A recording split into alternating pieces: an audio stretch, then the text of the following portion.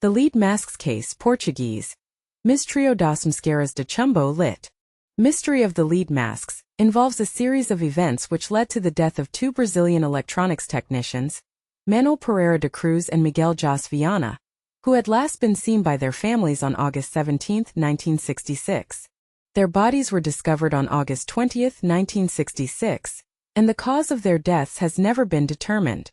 On the afternoon of August 20, 1966, a young boy was flying a kite on the Morro do Vintém Hill, in Niterói, Rio de Janeiro, when he came upon the corpses of two men.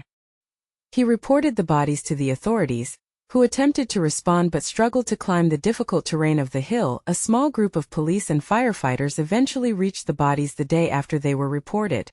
The bodies were lying next to each other and were partly covered by grass. Each body wore a formal suit, an eye mask made of lead, and a waterproof coat.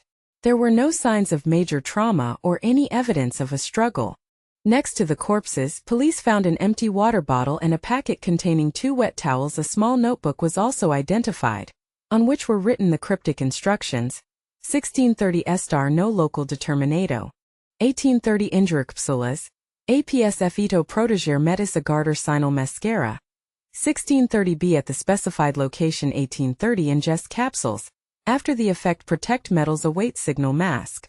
The two men were identified as Manuel Pereira de Cruz and Miguel Jos Viana, two electronics technicians from Campos dos Goitacazes, a town several kilometers to the northeast of Rio de Janeiro.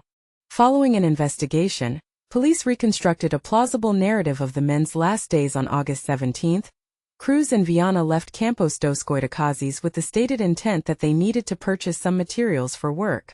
The two men then boarded a bus to Niterói and arrived at 2:30 p.m. 14:30 24-hour time.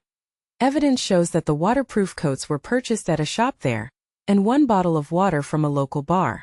Upon being interviewed, the waitress from the bar described Miguel as very nervous, and noticed he frequently checked his watch.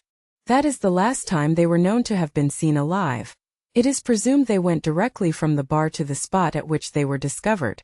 No obvious injuries were discovered at the scene, nor later at the autopsy, which took place weeks later. The coroner's office was very busy at the time, and when the autopsy was finally conducted, the internal organs of the two victims were too badly decomposed for reliable testing.